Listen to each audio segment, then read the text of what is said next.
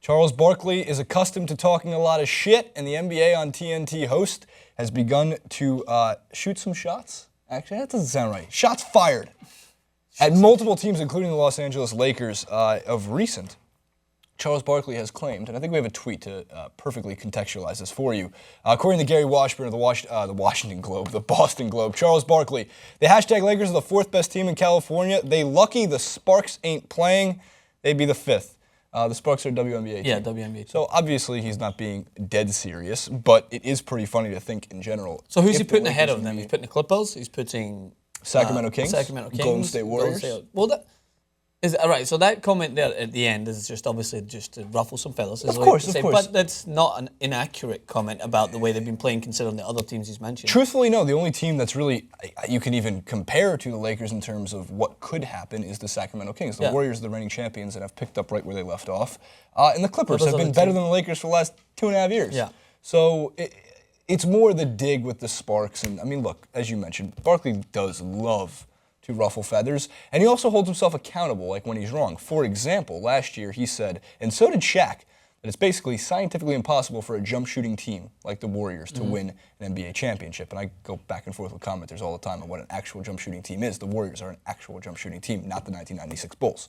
But he holds himself accountable, like with this fantastic T-shirt designed via Twitter, and I think it was Rachel Nichols who tweeted this out. Remember when Chuck said the Warriors were just a jump shooting team that couldn't win? Credit him for this pick. NBA championships, jump shooting teams won. Charles Barkley. Nice. 0. And Barkley is considered, if not I don't want to say he's the greatest to never win an NBA championship, but he's definitely up there as one of the greatest NBA players to not win a championship. Yeah, well, at least he can admit his own faults. And to go back to the previous saying, I want to talk about why, these are sayings that people say when they're trying to emphasize, a team's really bad. I think, more than anything, the Sparks should be offended because they're kind of, put in as the team that should be better than them, you know what I mean? Because they're it's the way, if you're talking about Balotelli is playing so bad, he couldn't even get a game for Walsall, and they're a low-level team in England. It's just it's just a form of saying. It's a form of reiterating your point that they're not performing that well. And it's easy to say it with a team such as the Lakers because until, 4 or 5 years ago, many expected them just to be one of the best The Lakers have never had a target on their back. They're historically one of the greatest franchises in American sports history. They have so many championships through the 70s, the 80s, the 90s, the 2000s. And of course, in general, the sports books have set the over-under, by the way, on 29 wins. Yeah. So it's not and by the way, that is an evil number. I wouldn't touch that bet in a million years. No, but I mean, because, and the reason for that, I say, if the Lakers win more than 29 games, that means their young talent, their first-round pick in D'Angelo Russell from Ohio State, unbelievable talent to watch. I hope he develops into a great point guard. And Julius Randle, who was injured all last year, he played 16 minutes last year, game 1, goes down with an injury. Out for the season now, cannot be eligible for Rookie of the Year awards because of 16 minutes. And they have the resilient Kobe, who will do his best to try and play as many minutes as he can on the court, instead of taking a more conceded role and being effective that way, as we talked about before. Maybe playing in the last quarter, coming in to be clutch as ice in his veins, as people always say. Maybe just use him sparingly, but we know that Kobe's influence on that team will not allow that to happen. And if he's ready to play, then he's going to play for as many minutes as his body can handle. Are you familiar with the Kobe assist? No? With that facial What's the Kobe expression? assist? Is this when he shoots and misses and someone goes up and puts a rebound in? Right. I thought it was. That's the Kobe assist. Got it. Off the three-pointer, off the rim, bounces right into, last year would have been Ed Davis, but this year, Roy Hibbert. Into Roy Hibbert's hands, and he puts it back for a dunk. Kobe assist. Yeah. That works. So, in general, Barkley is a personality. Personally speaking, we love him on DYT Sports.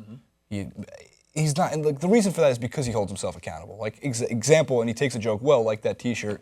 And as you mentioned, Francis, it's him putting to ruffle the feathers. I'm just going to keep using the word ruffle the feathers. But that's the thing. But that's what makes it interesting commentary. Is I don't want Charles Barkley to sit there and be like, well, they might be the third or fourth best team in California. There's nothing interesting about that. Do you know, I'm gonna sound very Ben Mankiewicz-esque, but if you're a sports commentator and you're not making opinions and you're not making points that are gonna have people talk about what you're saying, then not all the time, but then why are you a sports reporter? Why are you not just an everyday person who's just sharing their perspective? When you're talking with your friends, do you just agree with what everyone's saying? No, you scream at them. You make sure that you make the point, and that's why I think sports fans that take this offensively are very stupid.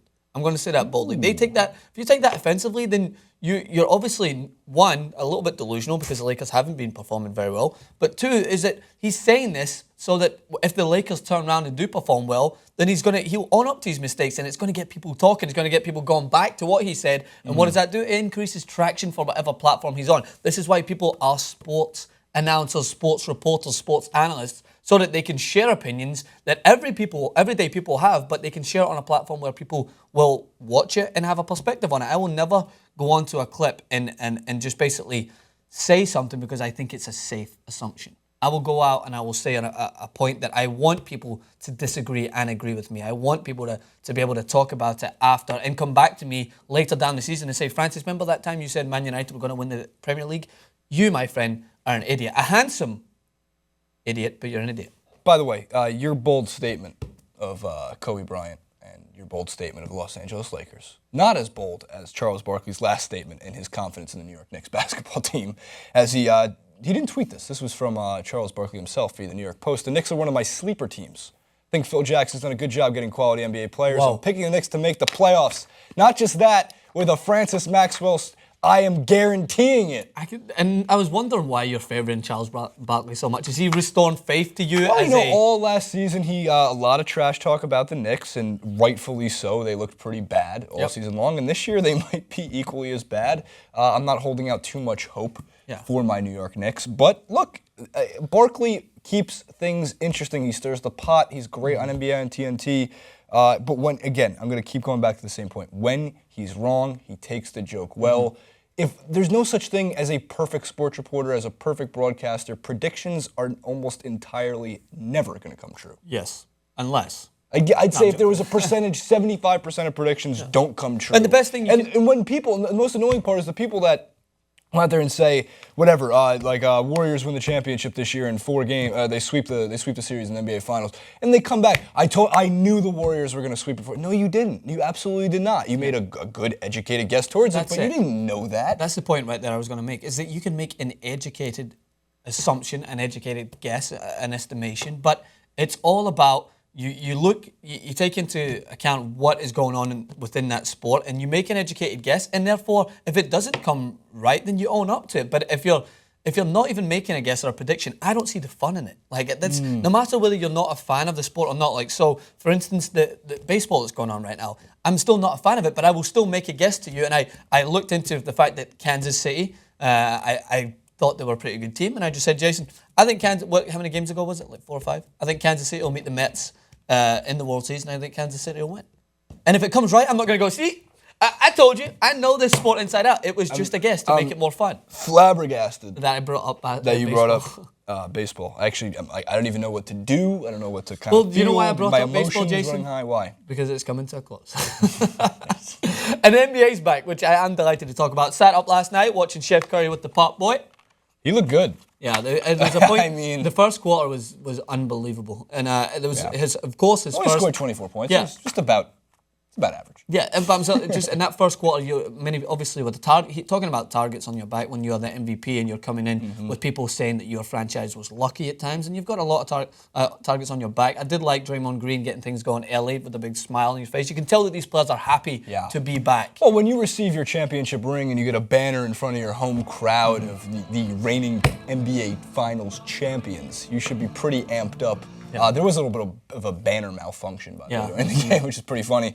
The Warriors looked great. We can't jump to too many conclusions, but it's pretty safe to say that they have continued from where they left off. Anthony Davis was I was going to say, what did you think Anthony Davis last night? It's game one, so it's very easy right now to jump to these conclusions. The Cavaliers lost to the Bulls. What's wrong with Cleveland? Please, save that argument. Yeah, exactly. And the Pistons and the Hawks, which I watched, which I don't, like, some people are going to look at me like, I watched that much basketball. Yeah. And, of course, with Anthony Davis, he was 1 of 15 shooting. He struggled from 10 feet out. There's a new head coach in Alvin Gentry. He was the Warriors' assistant coach last year. He's a great NBA coach. I hope he's a great NBA head coach.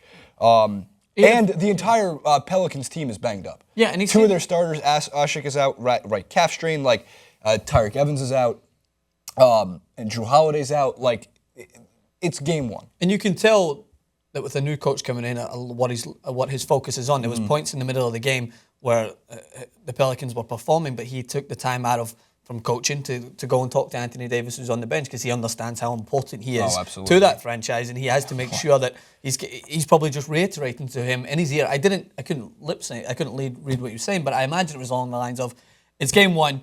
You're out here just to try and get a feel for things and get things going, and we're going to need you throughout the season because it's clear how influential he is. Coach the Sparks. Right, the I should. Lakers. I'll apply. You can read minds. I can read minds from the back.